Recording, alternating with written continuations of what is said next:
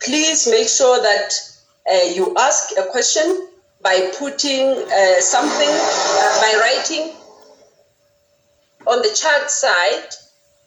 But I've been looking at the chat side, I cannot see anything. So if there is a question, you could start raising your hand. The chat side. And ensure that you are closer to your mic as you speak. And please ensure that your video and your mouthpiece is unmuted when you are speaking. And the patron would like to spend some time answering your question, commenting on the questions that you will be asking. And he would love to hear any question you have around governing an African state, activism, opportunities and challenges in Africa, mediation on the continent, since these are some of the areas, and I'm saying some with a bold font, some of the areas that he has had a lot of experience with his own life and in practice as well. So I cannot see hands. Stephen, I think you will have to assist me because I don't see hands yet on the. I would love to. I also don't see hands, and questions are not being posted. So I don't know what's happening. The IC team, if you are seeing hands, will you spotlight the people who are asking for us?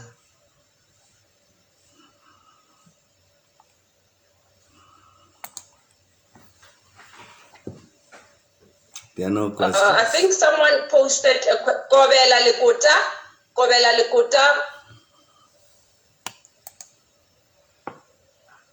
Unmute.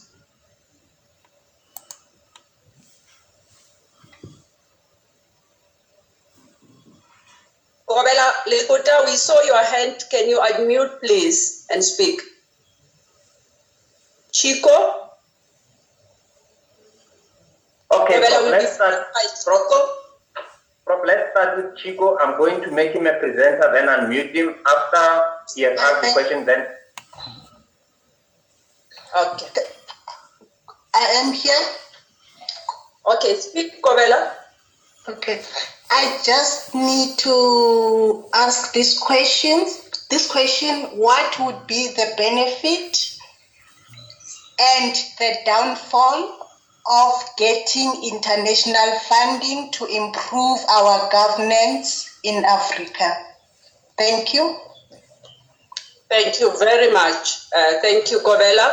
Chico, the second one from Chico. We'll take a couple of questions and then before we hand over for answers. Hello, good afternoon. Thank you very much for the opportunity for me to ask a question to His Excellency. I'm particularly very excited to hear from Professor Villinkomo, his statement about how policy strategies are key to development and innovation in Africa. And when we're talking about African Renaissance, in my view, what excites me is that innovation is very central to that Renaissance. And also then looking at the indigenous knowledge systems or indigenous innovations and their commercialization. However, I find that there is a huge gap in policy because most of the national policies do not support innovation management and commercialization of indigenous innovations. I would be very interested to hear a bit more about how then could we use national policies or craft national policies that do indeed help us to map the future of Africa with innovation at the center.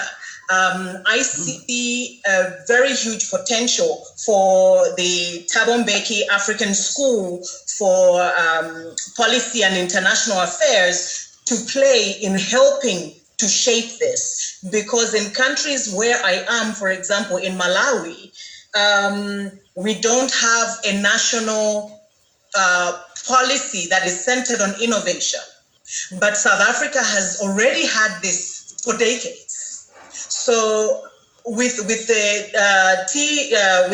Thabo Mbeki School, what role do you see yourselves playing in developing countries, not already emerging markets like South Africa, but those of us who are still developing?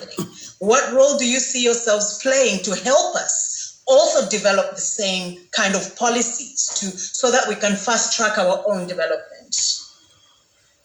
Thank you, Jiko. I doubted whether was it Jiko from Chigo from Malawi, and so you said it. Okay. Yeah. Welcome. Yeah. Okay. Any other person?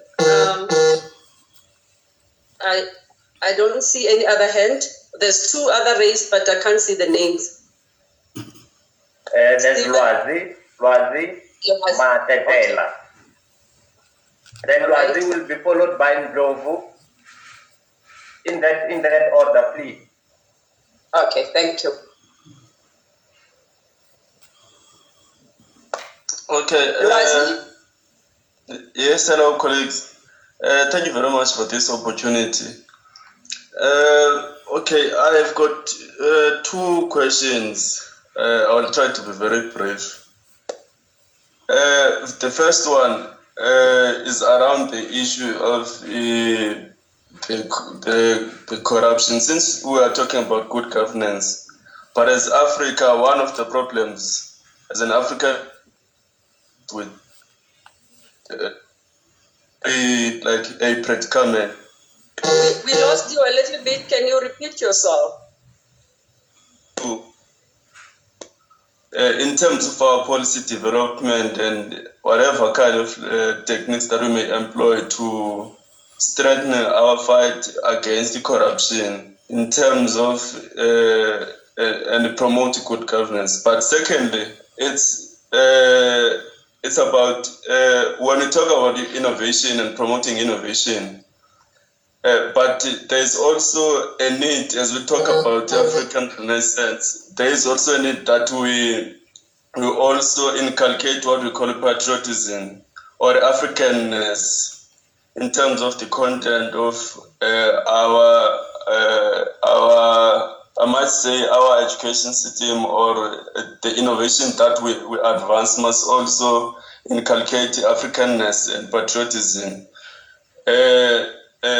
Even when it comes to economic transformation, it is important that when you talk about economic transformation, but you also ensure that you control the culture or so that you do not have like foreign like unwanted, I don't know how to put it, but unwanted behavior in terms of society. So I wanted to ask if how best can we achieve that in terms of ensuring that we promote Africanness and patriotism as much as we are pushing the program of innovation in Africa. I'm not sure what my question is clear. Thank you, Lwazi. Your question was very long and windy. I'm also struggling to get, but I'm hoping that you were heard. And then if you feel like you can actually post it on the chat side as well, because if it lacks clarity, it's hard to also respond for the president. We will go to the next one. Was True Boy. Yes, Andrew. Hello. Yes, True Boy. Unmute. Yes, can you hear me? Yes. Yes. Okay. Thank you so much, Professor Paswana and the team, as well as to our President Thabo Mbeki for giving us these opportunities as students of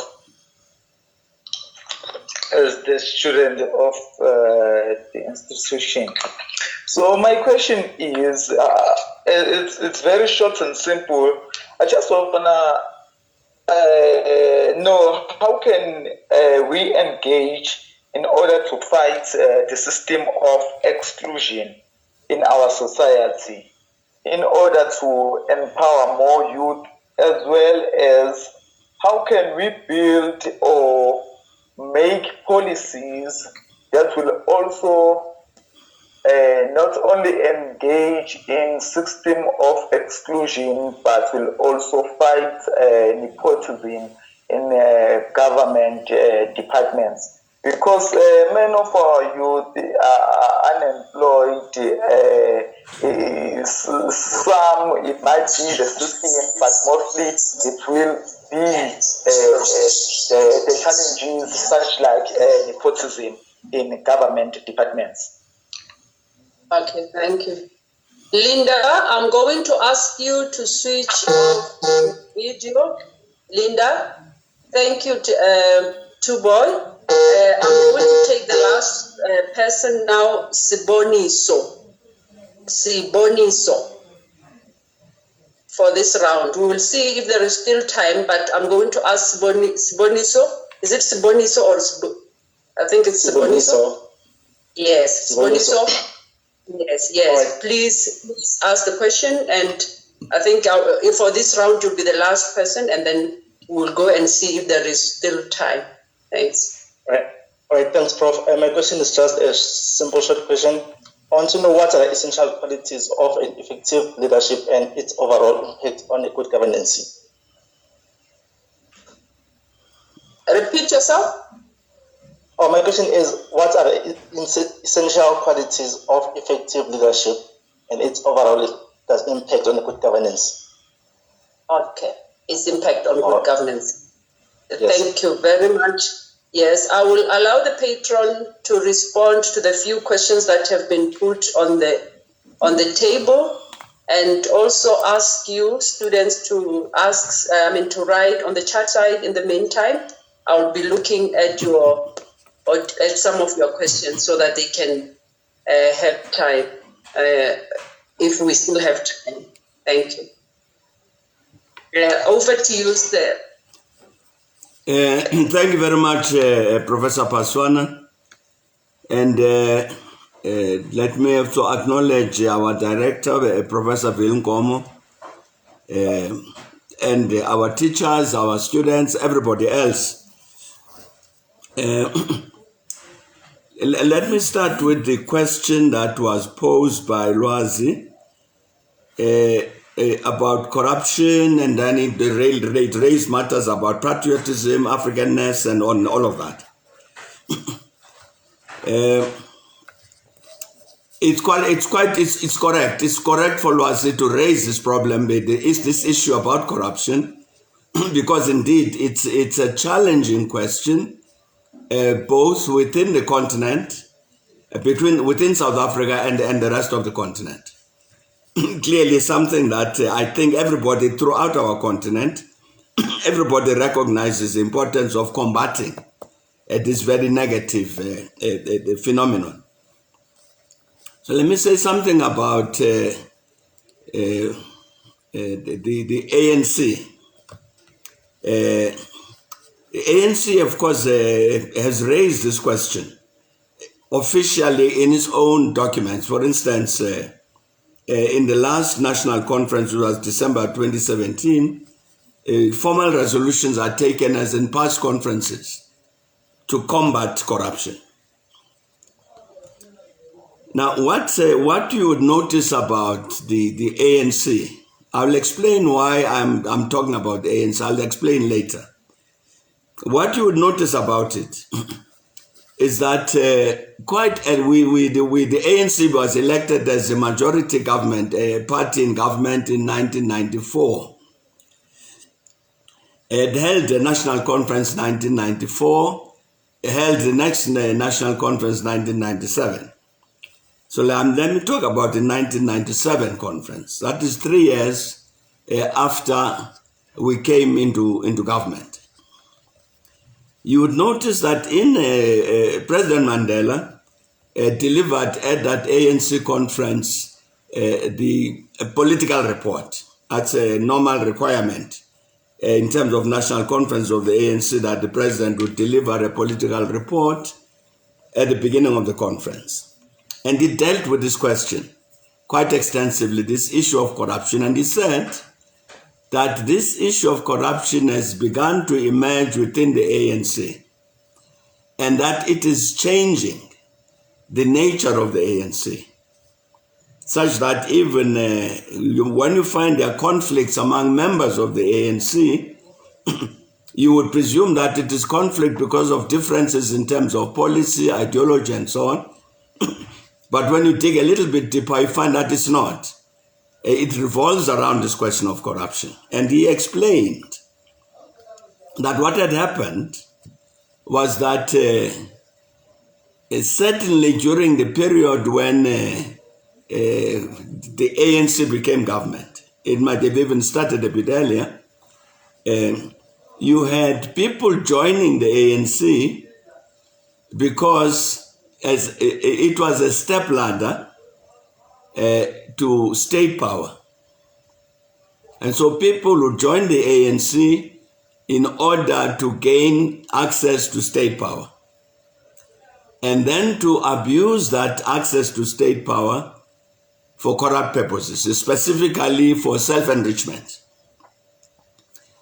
And that therefore you are having people joining the ANC, who carry membership cards of the ANC, they wear the ANC t-shirts and they sing ANC songs and all of that, but in fact are not ANC. That means that the ANC had a particular set of policies, it had a particular value system. Even now, if you looked at the oath of office of the ANC, it actually, I'm sorry, not oath of office, oath of membership, actually says that I joined the ANC not for self-enrichment or self-promotion or anything like that, but to serve the people. So you have an ANC which is committed to serve the people. I'm saying it's in the policies, it's in the value system, etc. And then you get people who are joining who will say, yes, indeed, I agree with the policies. Yes, indeed, I support this value system. But in fact, don't.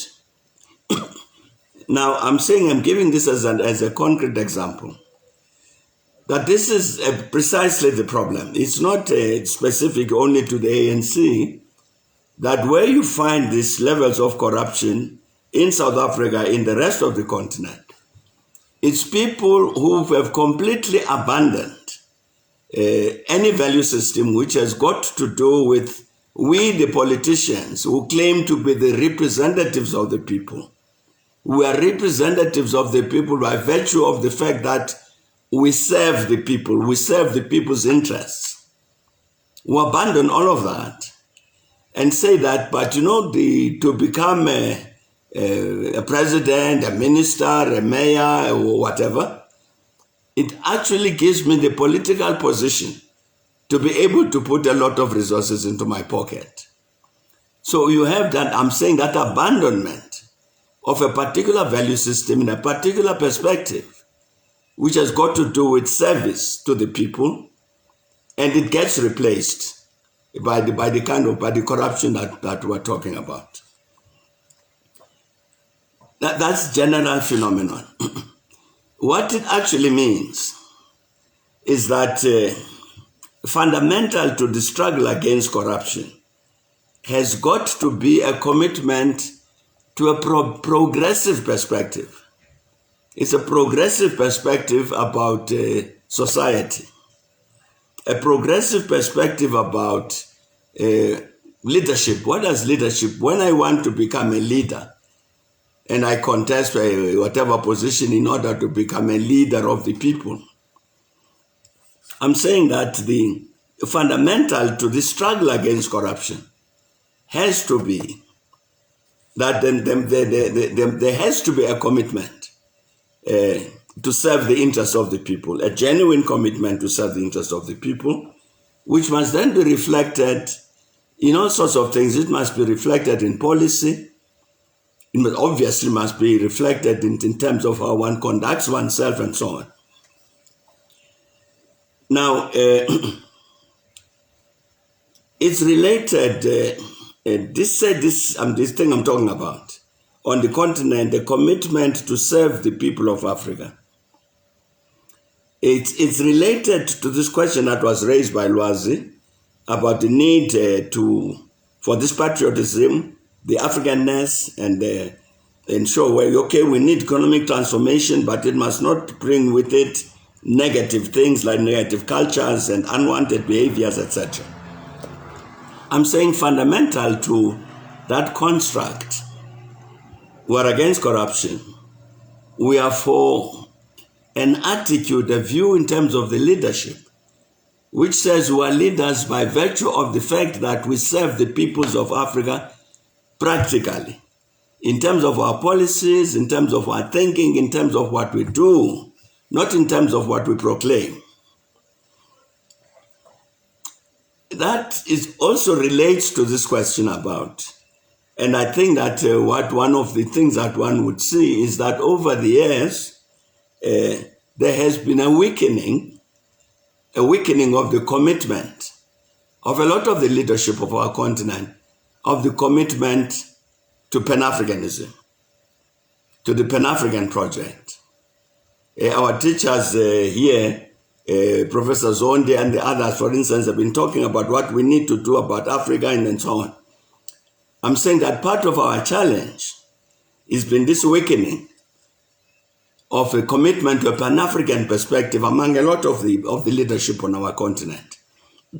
And very, very important indeed that our school is attending to that in terms of what it teaches, a Pan-African perspective, which has got to do with the advancement of the continent as a whole.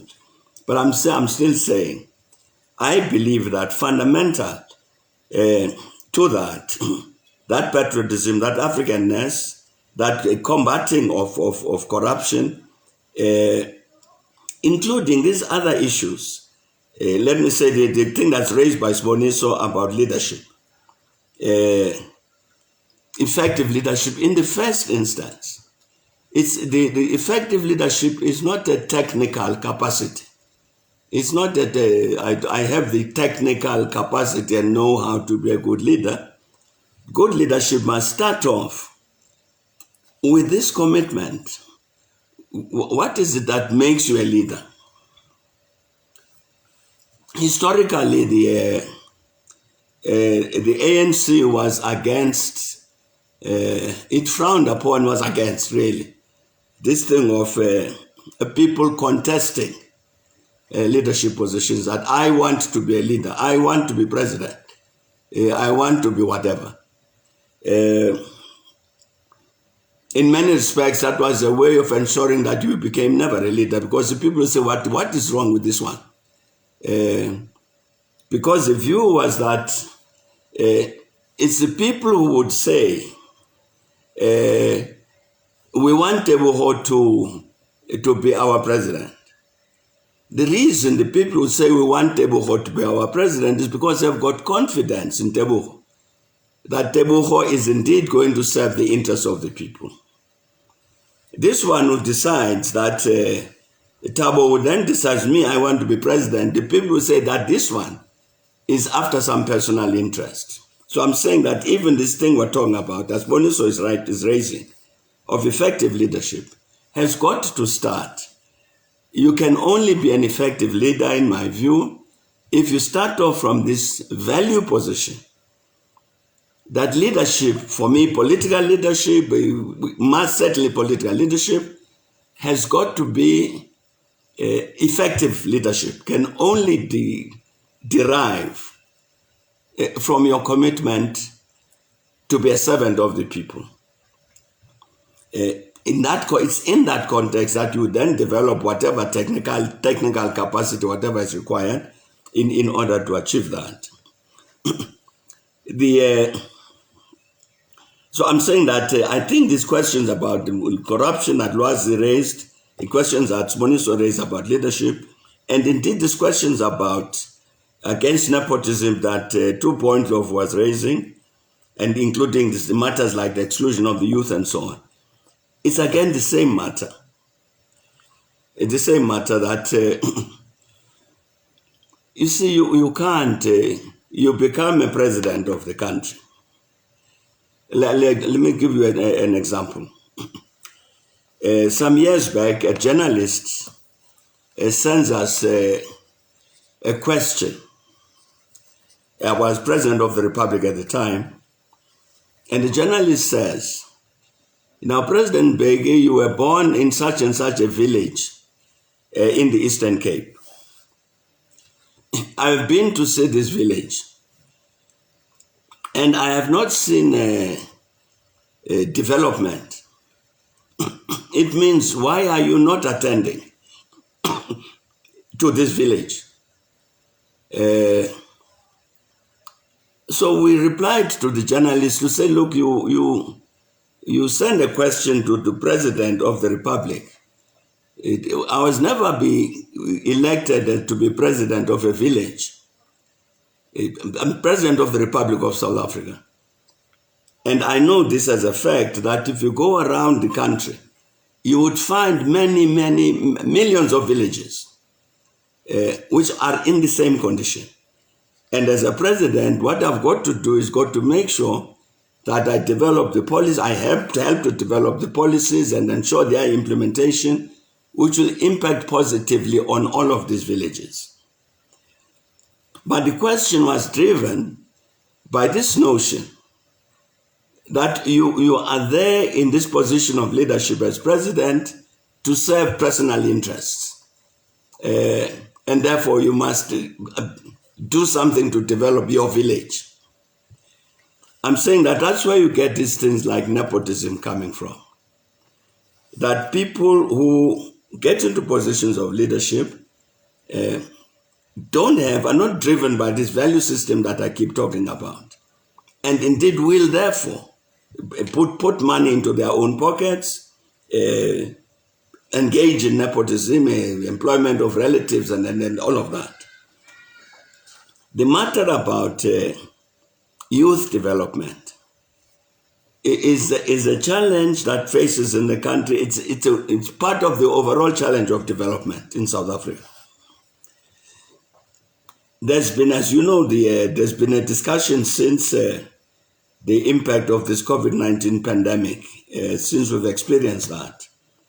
There's been a very, very good response. I've thought a very good response, because for the first time, you had more or less a common message from government, from business, from labor, from civil society to say this pandemic has not only worsened the terrible conditions in which we're experiencing, but has actually highlighted all of the challenges, these divisions and the inequalities and all of that.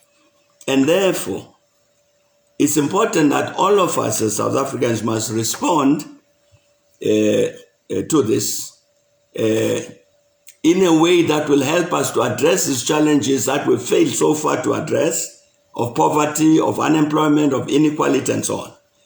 Let's do something together. I'm saying a very encouraging message, because I think for the very first time, you get, in a sense, a chorus across all of the social partners in our society. And hence, therefore, the discussions in NEDLAC. I'm saying that because I think that created the basis for us to begin to do certain things that we have not done in the past, which is to act together to make sure that the necessary investments take place in the economy, in the infrastructure and all of that, to make sure that the necessary skills are imparted to our young people, so when they come out of schools and universities and colleges and so on, they've got skills which are relevant in terms of the economy and so on. That all of these things do these things all together, labor, business, government, and acting joint hands, so that indeed we then begin practically to reduce levels of poverty, of unemployment, and so on. And that's how we would then deal with this question of youth exclusion. Because indeed, it's correctly, this is one of the big challenges. Youth unemployment is very high. Quality of education, as it impacts on the youth, preparing them for a future life, it's lots of question marks around that.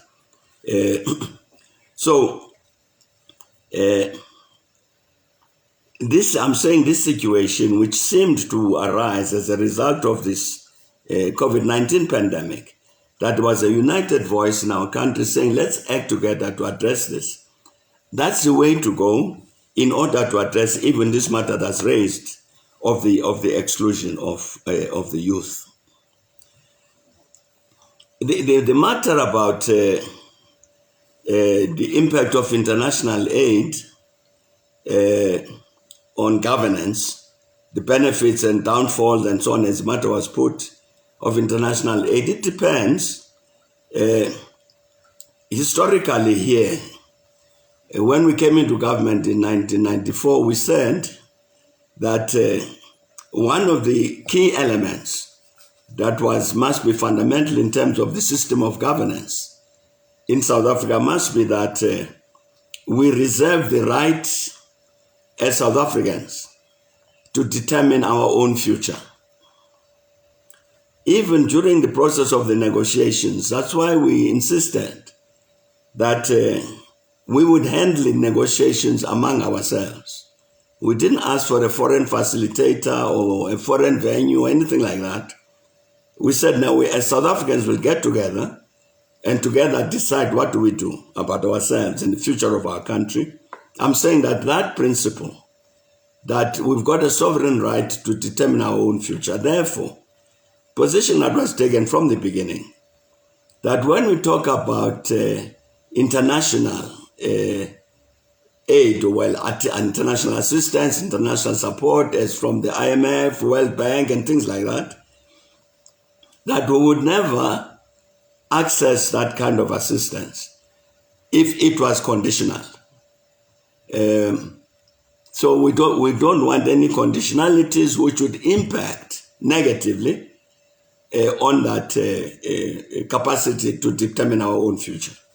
So that's a position that we've sustained for many years. I think you have seen the same debate discussion raised now, more recently by Minister of Finance Tito Mboweni, who has made exactly the same point, that in terms of their engagements now with the IMF, with the World Bank, and to have insisted that yes, we do need these resources from these institutions, but we will not take them if they come with conditions which impact negatively on our capacity to govern ourselves. And therefore I'm saying that it's a decision that is taken. It's actually related. It's actually related to the matter I was raising earlier about a progressive outlook, a progressive perspective. Because that progressive perspective, that's one of the things that it will tell you, that part of what your progressive platform is exactly this defense of the right to self-determination, which is what the struggle was about in any case.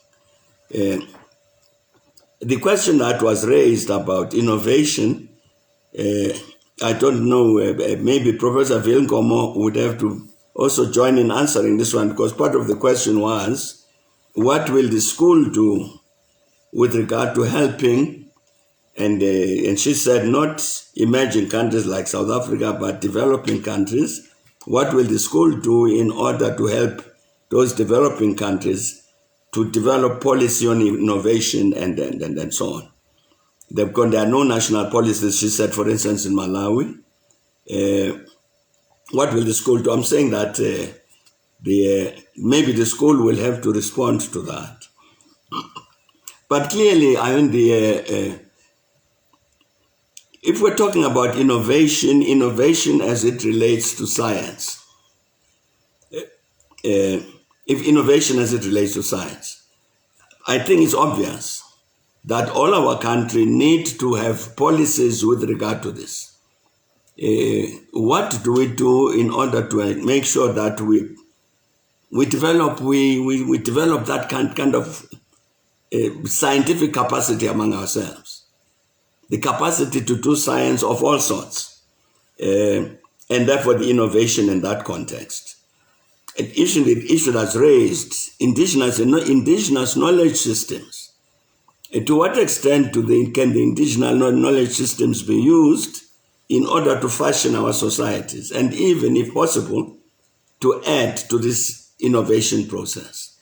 Sure, I think it's obvious that the policies are required with regard to all of that. The members of the African Union, the part of what I think can be done and should be done is to draw the attention of the member states of the African Union to the policies of the African Union with regard to the matter about science, innovation, research, and all that. Because indeed there are policies, which means there are policies which have been adopted by all the member states of the African Union with regard to these matters about innovation, indeed about indigenous knowledge systems, innovation, research, and to say that, well, Malawi or any other country, South Africa, they have got an obligation, therefore, to implement the policies which they adopted in the context of the African Union.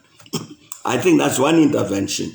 So in that sense, we don't have to be inventing the wheel, but really just to extract those policies that are of in the African Union, therefore Africa policies with regard to matters of science, innovation, indigenous knowledge systems, and so on. So I think that is one intervention that I think we can tomorrow say to the president or to the government of Malawi, what are you doing with regard to the implementation of agreed Africa policies with regard to science, innovation, research, I think that would be one easy way of intervening in this matter. The rest, I think that it would be important that what our colleague said about South Africa is to some extent true, that the South Africa has got a base to do science. Like as we've seen, currently with all of the research that's being done on the medical side with regard to this virus, the COVID virus and its variants and all that, the capacity to do research around that thing that is present in the country. There are other capacities, for instance, in the Council for Scientific and Industrial Research, which is specifically a science council. There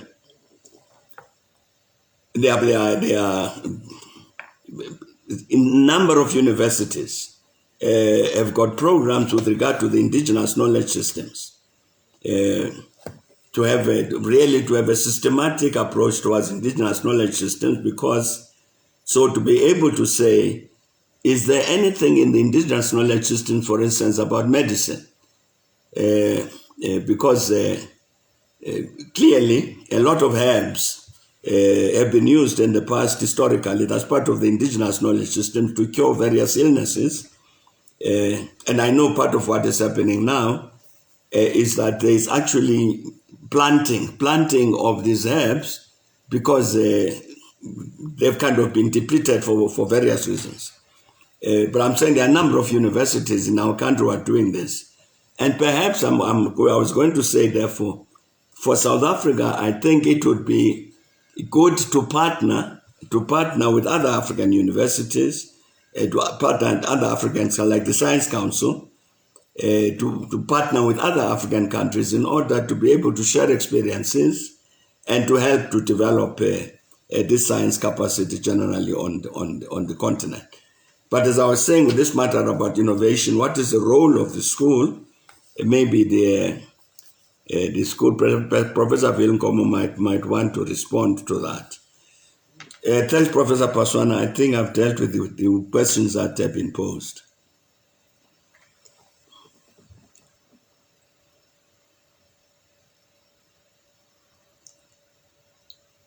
Thank you very much, Patron. I'm not sure how are we doing with time, Stephen, because I see there's a number of questions that have been asked on the chat side, which I've been noting here.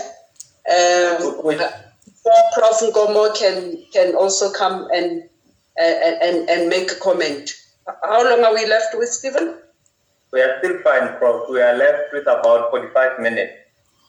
Okay, I will just quickly summarize some of the questions that I see here. One from Wena, and he's saying... Professor Hassan, why don't I come in now? so that we can close that part which President Mbeki has actually left open for me to intervene. Okay. That's all right, Prof. Let me also add another question that also might have to do with the school rather than President Mbeki, which came from the chat. What makes the TM school a uniquely Pan-African institute in terms of its ideology and contributions? I think, Prof, in your response, you can tie the two questions. Thank you.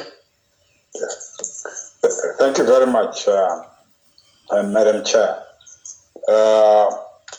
I think President Mbeki has actually dealt quite a lot on the ways in which we can innovate policy. He has put on the table the significance of policy innovation. Policies cannot remain stagnant. Policies must be dynamic, and policies must be open to review, analysis, and evaluation at all times. Pre-policy, after policies have been established, and when the policies are in operation, so that you can know how effective those policies are. We must also begin, generally in the continent as a whole, all of us, to admire the importance or use the significance of quantitative policy analysis and review. We tend to get stuck largely in using the qualitative instruments only, but there are also very important quantitative instruments which make it possible for us to measure as to whether are we actually getting what we thought we were going to get. For example, using the budget, how are we spending our budget to make sure that a particular policy we have articulated is actually successful? And if the answer is no, the use of cost-benefit analysis. Cost-benefit analysis also helps us to understand as to whether are we actually doing what is right quantitatively in terms of the policies we have actually developed. In terms of the school's commitment is not only to South Africa in terms of policy development challenges. It is also a commitment to the continent as a whole.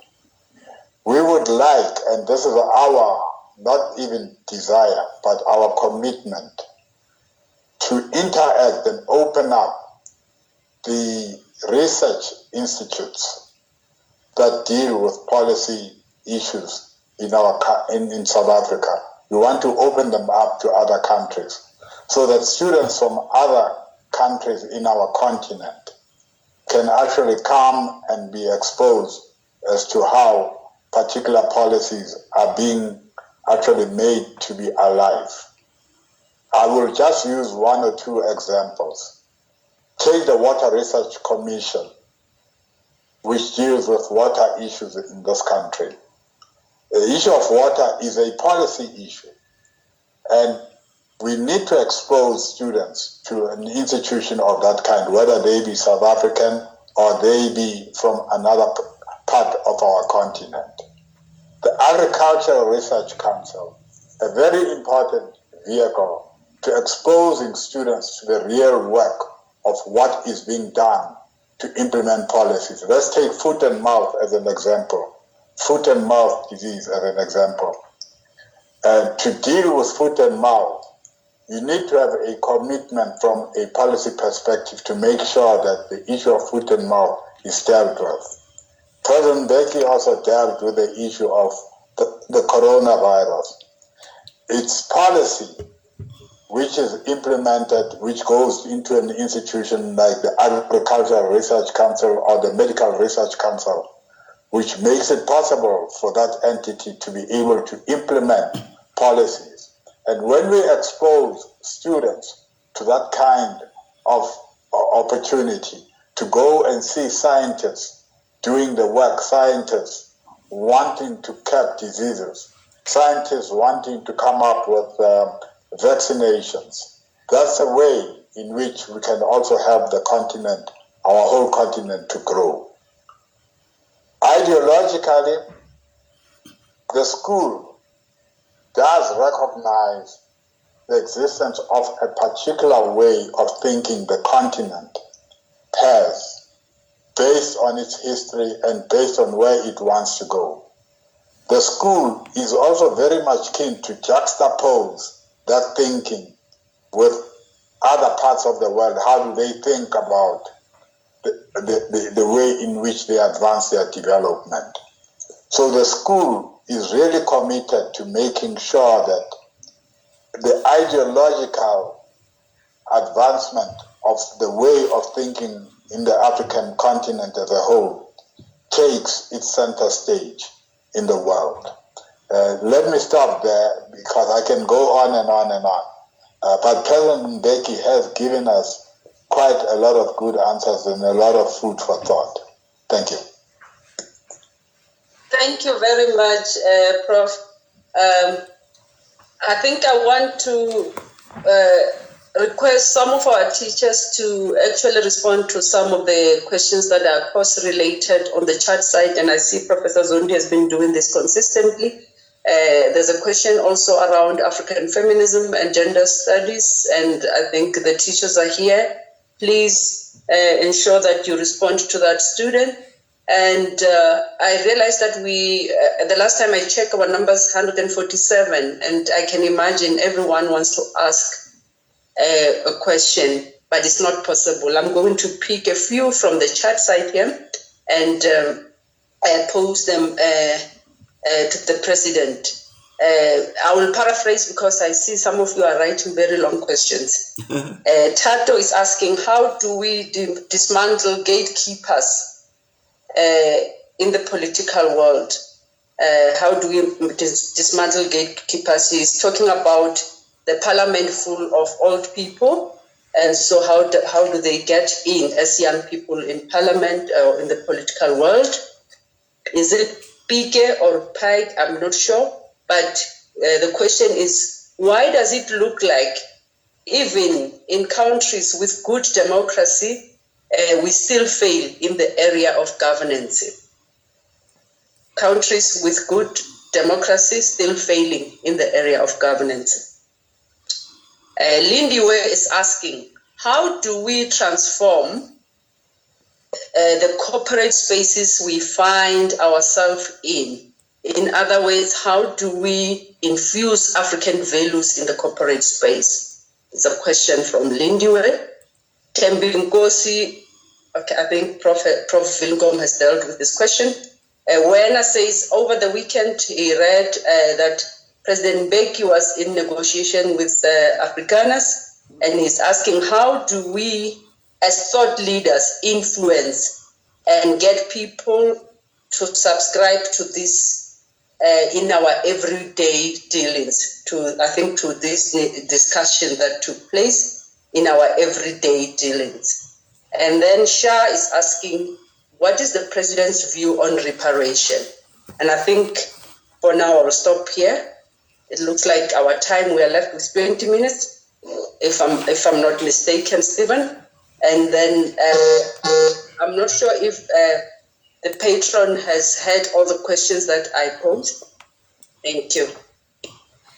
Yes, no, I have heard all the questions that you posed, Professor Paswana. Let me start with a question about the discussions between the Thabo Mbeki Foundation and the Afrikaners. What happened with regard to this is that indeed a group of Afrikaners approached the foundation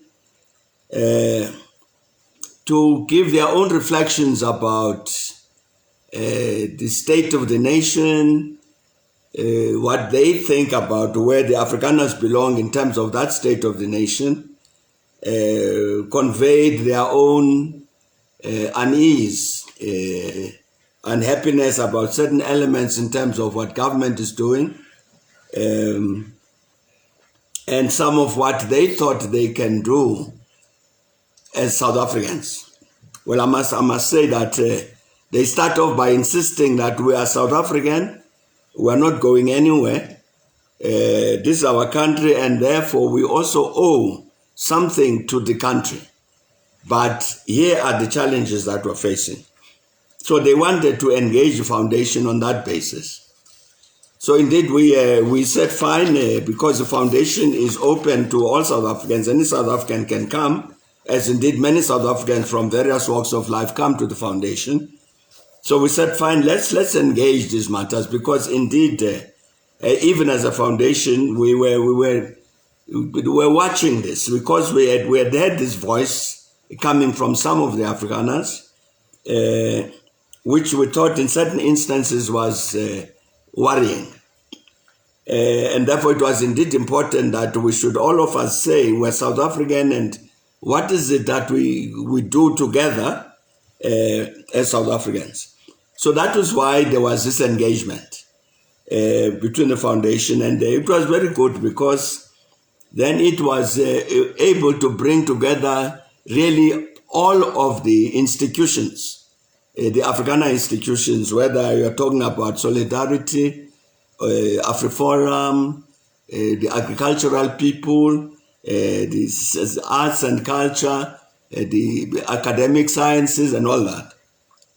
All of the bodies came together so that we could then have a look at all of these challenges. And I'm very glad to say that at the end of it, we agreed that, all of us as South Africans, we have a common commitment to make sure that we build a successful South Africa.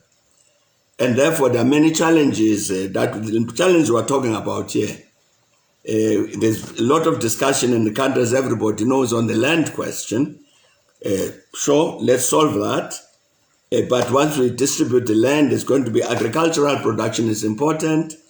How do we draw on the experience that we have among the Afrikaners in agriculture? What do we do about, all sorts of things? For instance, the Afrikaans language was developed over a long period of time until it became a medium of instruction up to university level. It's used as a language to discuss sciences. Why don't we do the same thing with regard to the indigenous languages? Let's whatever language we choose or languages, let's draw on that experience and indeed develop indigenous languages in the same way.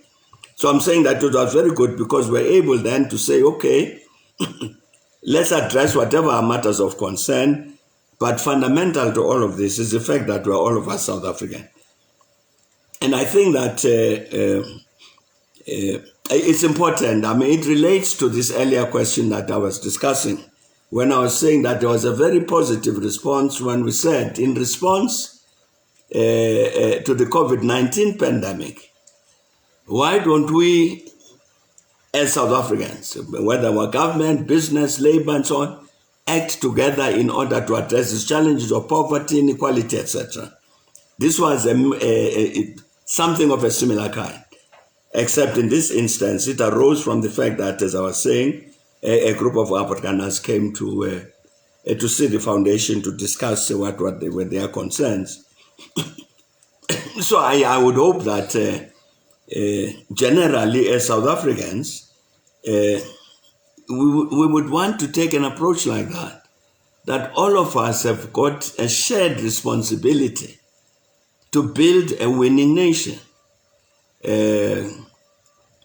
What is it that we do together to make sure that each one of us contributes to the achievement of that strategic goal of building a winning nation? I would hope that we would, all of us, come to that kind of understanding.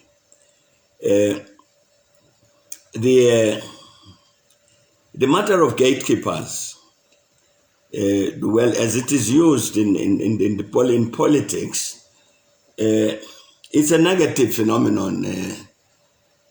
I think when organizations lose direction, that's when you get this phenomenon of gatekeepers. That because I benefit, there's a particular group of people who are in government in my province, and I'm able to benefit from the fact that those people are in government. Now, I don't want anybody else to join the organization who might begin to challenge those people because I benefit. Therefore, I've become a gatekeeper to exclude people. It's a derivative, again, of a problem we were discussing earlier. When, in terms of political organizations, for instance, people lose this sense, the value system, the commitment to serve the people. Then you see the organization as this is institution which serves my personal interests, and I must therefore make sure that I keep out people who might want to challenge this organization as it's constituted and as it functions, because that is against my personal interests. So it's to defeat that phenomenon of gatekeeping. It means to defeat generally, this is very negative tendency. The question that is posed about failure of governance. I think we'd have to, the Pike who raised this thing, or Pique, who raised this thing, would have to explain a little bit more how he sees that failure of governance. I wouldn't want to make a generalization about this. There might be failure of governance in specific ways, in specific areas, in specific countries. The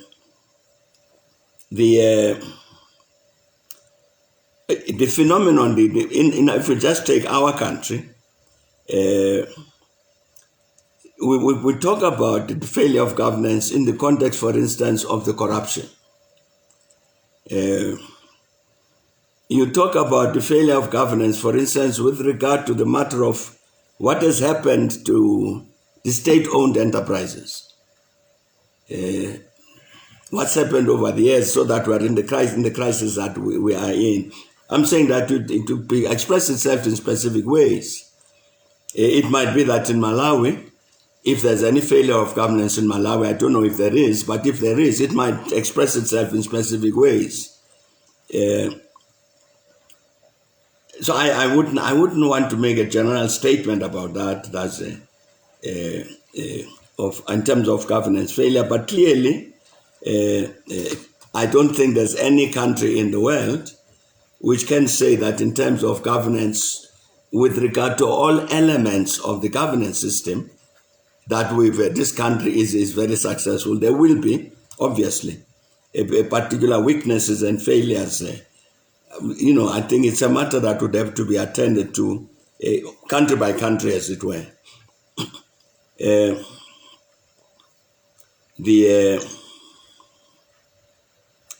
The matter, again, I think Lindy would also have to explain this thing about how do we inject African values into the corporate space. I think that would require a bit of discussion. I've just been reading a book by an outstanding accountant in our country. That's Professor Wiseman Guthlu. He was the very first African accountant, and he's very, very important, very prominent in terms of that field of accountancy, auditing, and all of that. And the book is about when he agreed to chair the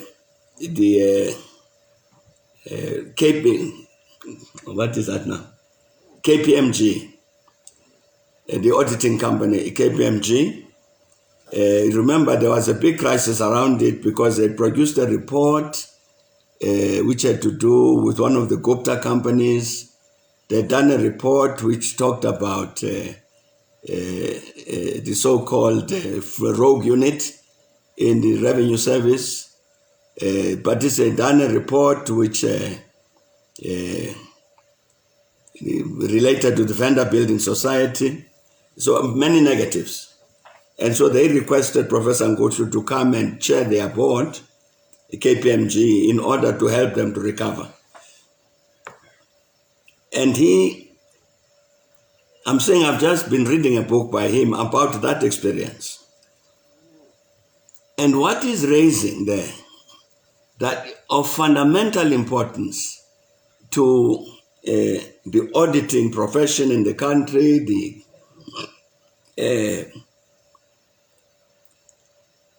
this accounting profession in the country, is the ethical matter. That the issue of ethics is very, very important. That part of what has gone wrong, what went wrong at KPMG, was that it was in terms of it was doing auditing, at the same time it was doing consultancy services. Now, if you are KPMG, you are auditing Thabo Mbeki Incorporated, the company. But at the same time, you are an advisor to Thabo Mbeki Incorporated, for Thabo Mbeki Incorporated to succeed and all that. You are saying the tendency is that you are interested in making money out of being a consultant to Thabo Mbeki Incorporated. And that then overrides the task to be honest about the accounts of Thabo Mbeki Incorporated. So the ethical imperative for an accountant and auditor to be honest, to tell the truth about these books, that gets eroded. And hence you get a particular kind of behavior. I'm saying it's a very interesting book because it raises this ethical matter that you cannot have successful auditing firms. And in fact, it goes further, that even in terms of running a business, this ethical matter becomes a matter of importance. The current CEO of Anglo-American Corporation, Mark Kutifani, some time back, made what was an important statement, which was that he said the owners of capital, those who own capital, have a responsibility to society.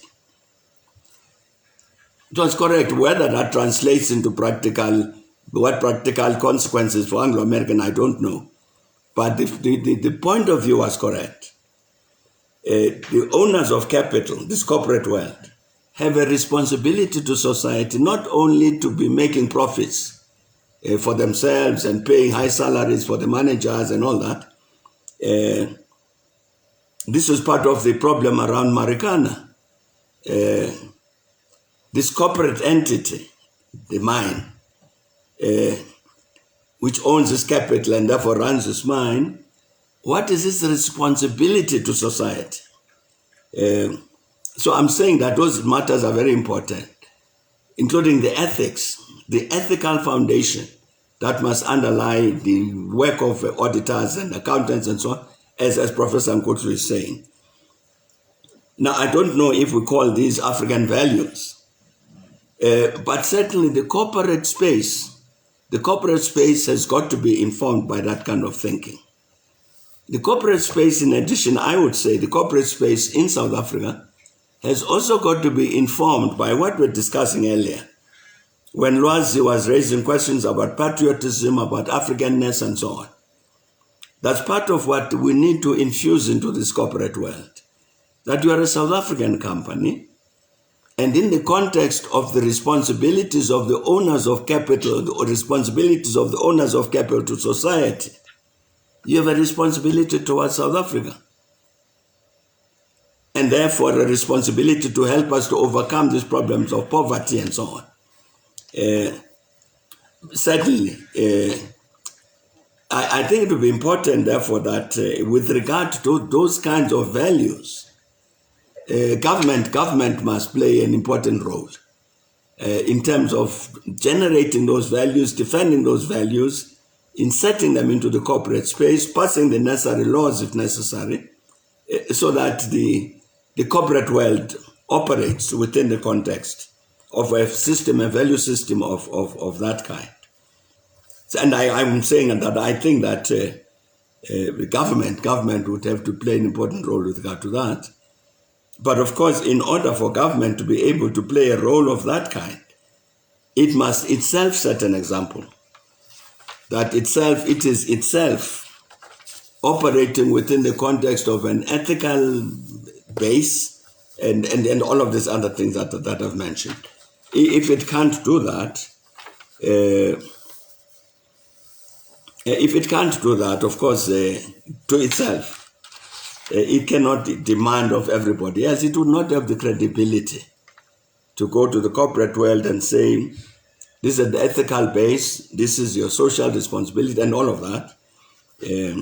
But certainly, I think that the government would have to play an important role in that regard. With regard to the matter of reparations, again, Professor Paswana, I don't know which reparations are being referred to here.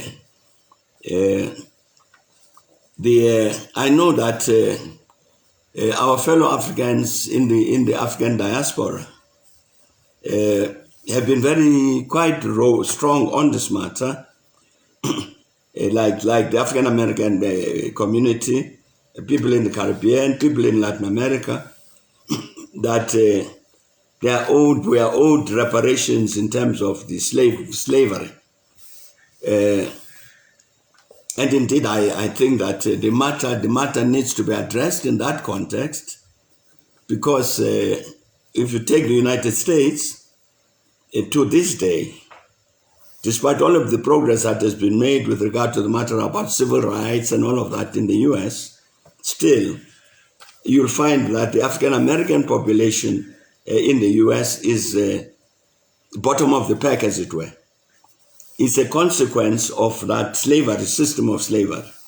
And therefore, I think the matter about reparations becomes relevant in that kind of discussion, in that kind of setting, so that people can say, what do we do about this?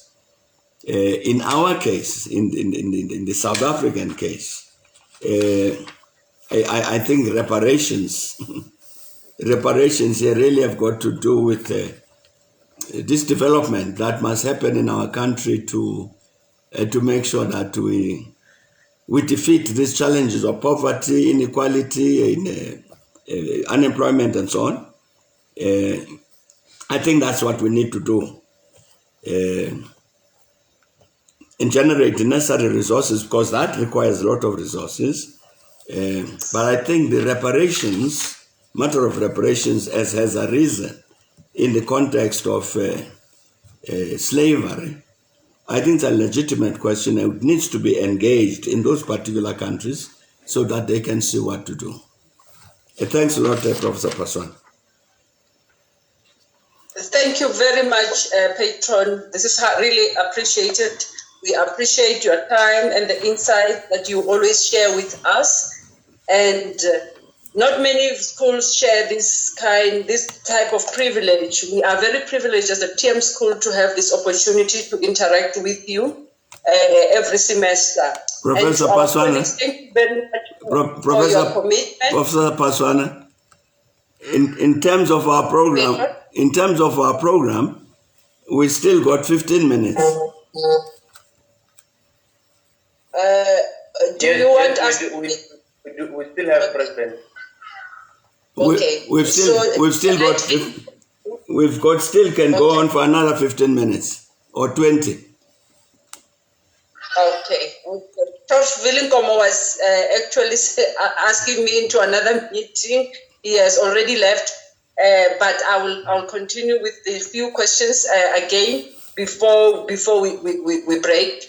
I think I can take at least 3 questions. What's next is the vote of thanks, Stephen? Yes, Prof. We can push till 17:20, then we'll end the program at 17:30. Okay, all right. Thank you very much. I think I can open up for questions. Yes, the numbers are quite many. I mean, we have a lot of students, 147. Any hands? Any hands? Astrid Langeveld.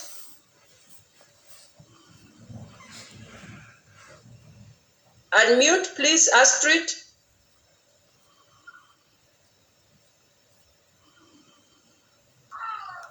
Please unmute. Please unmute, Astrid.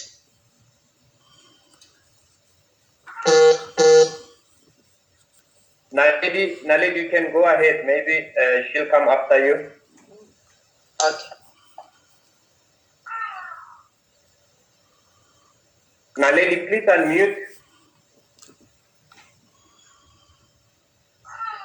Jonathan?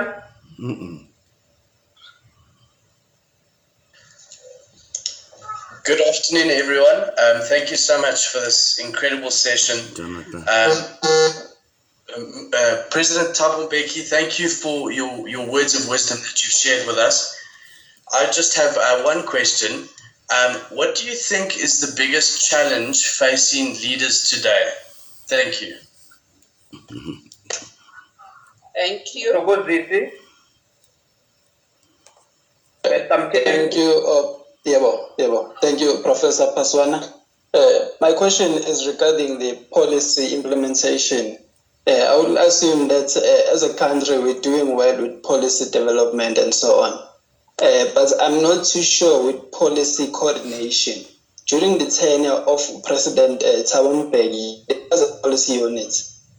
And that policy unit has now been disbanded. I think it's been 10 years or more. So with regards to that, how are we doing with policy coordination as to ensure that it is not weak?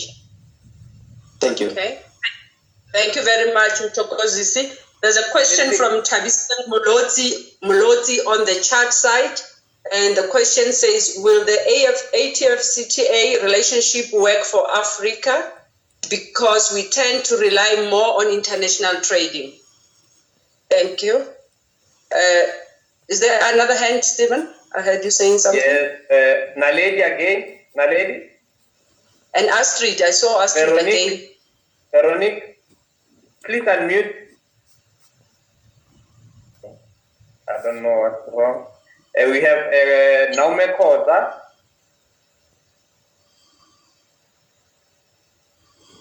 Unmute, please. Astrid, unmute. It should be there. I think, yeah, let's take those questions. Maybe President must respond to the question. Okay. You have many hands up. You have many hands up, Professor Paswan.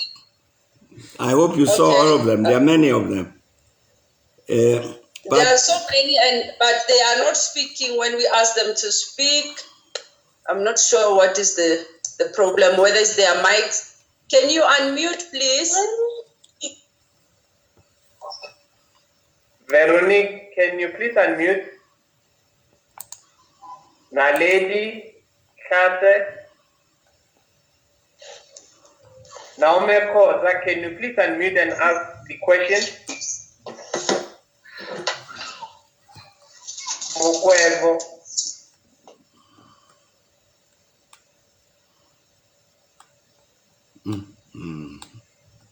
Jabu, can you please unmute?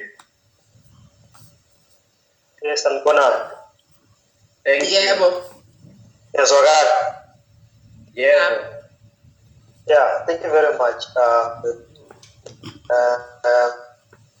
My question is in and around the formalization of the word.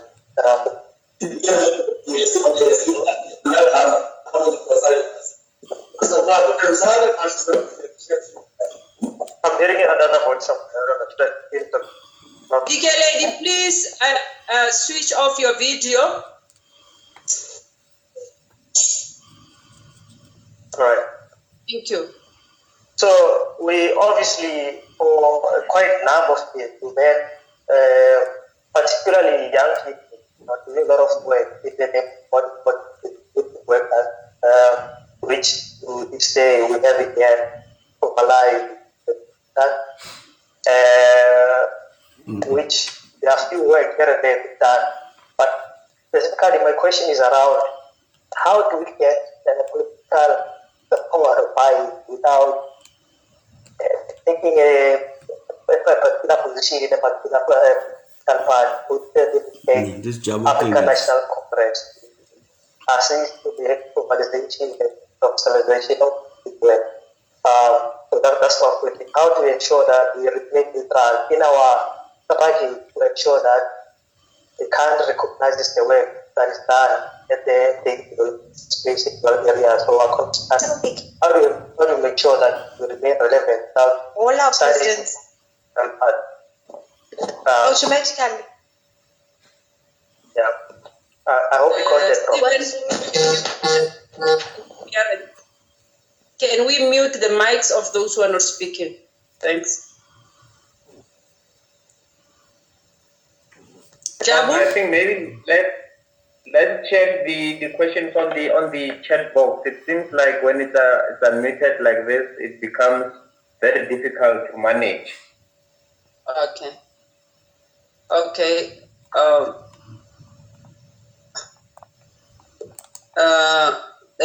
Godfrey says bad leadership is holding our country back. Okay, I think this is just a comment. Indeed, our country needs your wisdom, and thank you for such an insightful conversation. And then the other question from Jonathan, what do you think is the biggest challenge facing leaders today? This one has been asked already.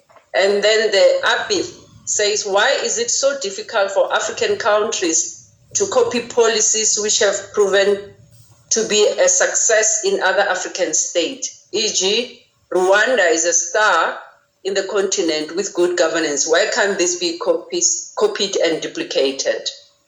The question from Abid. And then a question from Tola Keller. I really appreciate the privilege. I want to know, how will corruption be eradicated? Because it seems like it's growing every day, and most people who are in government, they are not qualifying in their position. Hence, we need skills auditing. Okay, I think we will stop here for now. Over to you, sir. Yeah, thanks, Professor Paswana.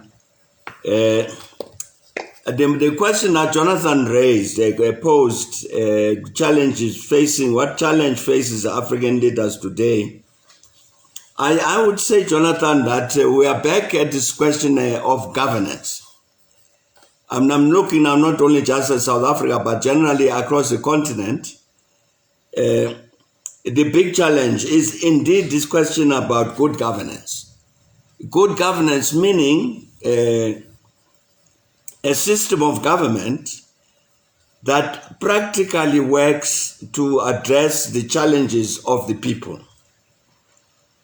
And therefore, it's a system of government that is not corrupted and therefore serves the interests of a minority who are able to steal and so on and so on. That system of government, the challenge of governance, I think that is a big challenge. It's in South Africa. I think it's in the rest of the continent as well. Which would relate even to this question that have been raised about why African countries not following policies that have succeeded elsewhere. That matter about policy formulation, it becomes important in terms of good governance. To have a system of successful good governance means to be implementing policies that reflect, that really genuinely address the challenges faced by the people. It relates to the question, therefore, also about policy coordination. we ask a question, I'll come to it, how are we performing given that but the particular policy coordination unit that we had in government was closed down. But I'm saying that I think this is the main challenge. It's a challenge of governance understood in its broadest sense, which would include the question that has just been posed also of, you put people in certain positions because they can perform. You don't put people in certain positions because they're my uncles and aunts and cousins and all of that. The capacity, when for instance people talk about a developmental state, take a developing country, South Africa, other countries on the continent, many challenges of development, and clearly government, very, very important player in terms of addressing those challenges of development. But it assumes, when you talk about the developmental states, it therefore assumes that you set up a state machinery that actually has got the capacity to address those developmental challenges. Professor Vilnkomo, for instance, was mentioning, when was talking about some of the work that the school would do to expose the students. For instance, he was talking about the Agricultural Research Council. Agriculture is very important in our country and in the rest of the continent. And you would therefore presume that all our governments would have the necessary capacity to be able to impact positively on the matter of agriculture throughout the continent.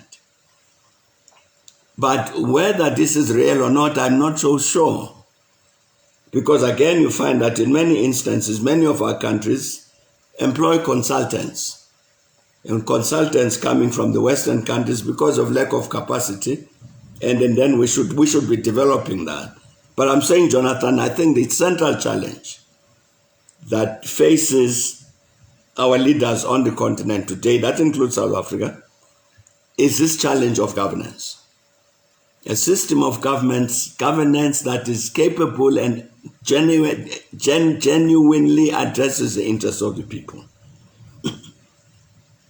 How you are going to get it, I don't know.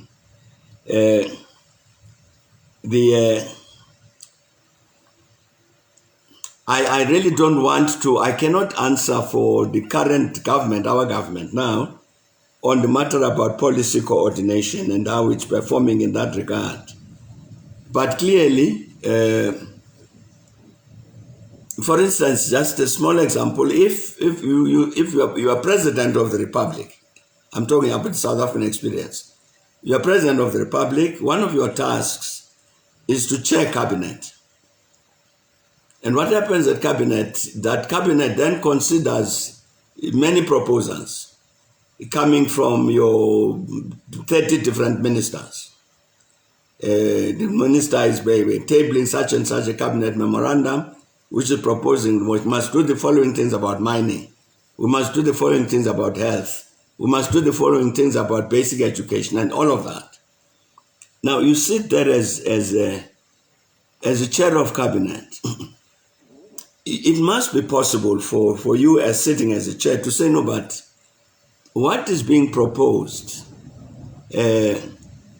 with regard to mining, it conflicts with the decision that we took 6 months ago that has got to do with the development of science. So I'm saying the policy coordination has got to be an integral part of any system of good governance. And certainly, if you had a president chairing a cabinet who is not able to coordinate those policies, there's clearly something wrong with that.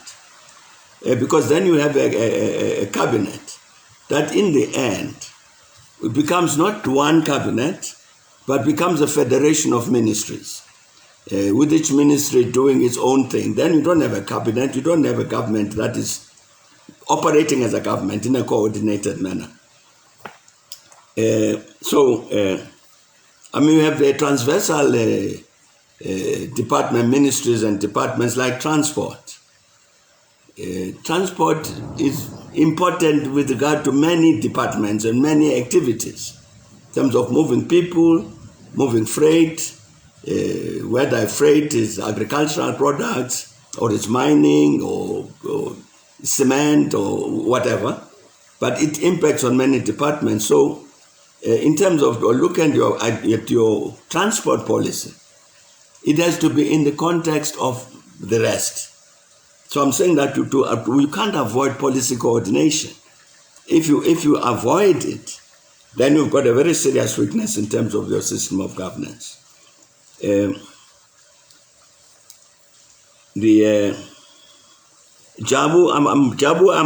I'm afraid that I couldn't understand what you were saying. Your communication was breaking up too much. So I really didn't get what you said. But maybe Professor Paswana did. But the matter about, we've addressed this issue about the eradication of corruption. It's essentially, it's correct, it is correct, that we need the necessary laws and we need the necessary institutions to combat corruption.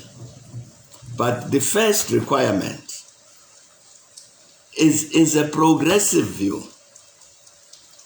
A progressive view which says, I sit here in government as a servant of the people to serve the people. And therefore, I can't afford to steal resources which belong to the people. And then you can then have these institutions. You must have the institutions and the policies, the laws, and so on, to fight corruption. Because it's quite clear, if you look at the South African case, I think our institutional and policy framework with regard to hostility to corruption is very strong. And yet, you find that the corruption also is very strong. I think that's because of the collapse of the progressive politics, and therefore the collapse of the value system, that you then get this phenomenon. So I'm saying that yes, the institutions and the laws and other policies, but the political framework is important. And I must mention this, but this is it may be too specific. The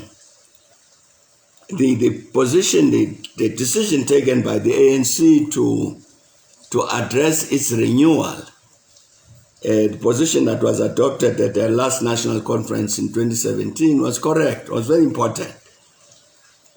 And I would hope that the ANC would then indeed undertake this process of renewal, because that process of renewal must emphasize that the ANC must become an ANC that's accountable to the people, that's driven by a particular value system, that refuses to carry among its membership people who are not driven by that value system. I'm saying that process of renewal ought to do that, because that's the only way you are going to be able to ensure that you combat successfully this phenomenon of corruption. It was very important indeed that the continent agreed on the Continental Free Trade Area, that agreement. It's important because indeed the integration of the continent, that the teachers, Dr. Poe, Dr. Huyane, Professor Zondi were talking about, that integration of the continent is very important for South Africa and all of us and the rest of the continent. Economic and other integration. The Continental Free Trade Area, therefore, is important in that regard. But I think it's important to follow what Professor Vilnkomo was saying, that we must also approach, when he was talking about issues of innovation and so on, that we must really approach all of these matters in a scientific manner. Because I'm saying it was very correct and very good that there was an agreement on the Continental Free Trade Area. But in its presentation and the hopes that we generate among ourselves, we've got to be realistic. Because the question to ask, fine, we've now agreed on this, but what is it that the African countries have got to export to one another? If all of us are growing pineapples, there's no point our trading in pineapples.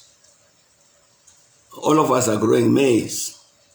There's no point in trading in maize. So I'm really saying this to say, in the end, what is going to be very important, given that we create the framework for a continental free trade area, is that we then are able to develop these economies that are able to produce goods and services which are tradable among ourselves. And that's going to take time. We still some other important issues that need to be resolved. As far as I know, the discussion about you have to decide the question about which goods do you give duty-free status. And therefore, this thing about the particular phrase, in terms of the goods, which goods originate from within African countries, which therefore must be given this duty-free status. That work is still going on, that kind of discussion. The rules of origin about goods, because I can have this jacket I'm wearing, it gets made in some foreign country, it arrives in South Africa, and what I do is I punch the buttonholes, I sew on the buttons, and I put a label made in South Africa. Is that jacket made in South Africa? When 95% of the value of the jacket is made outside. So I'm saying that discussion about rules of origin is still going on. It's an important question because to decide, therefore, what is it that we export to one another on a duty-free basis? I'm only mentioning these things in order to say, therefore, there's a lot of work in progress in terms of giving proper effect to this continental free trade area. That it is agreed is very, very important. Then we must build the capacity, economic capacity within the continent for the free trade area to have the positive impact that we require. That will take time.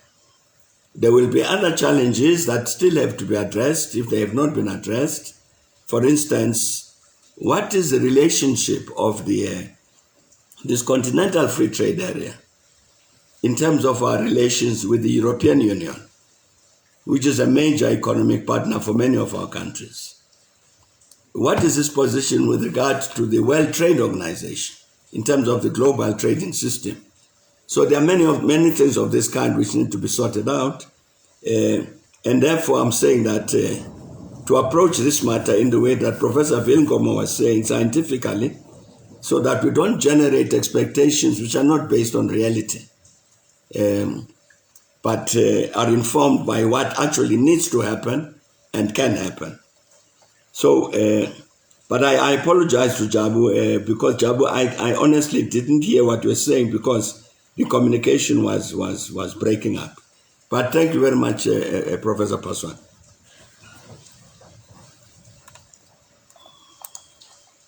Very much, Patron. This is really appreciated.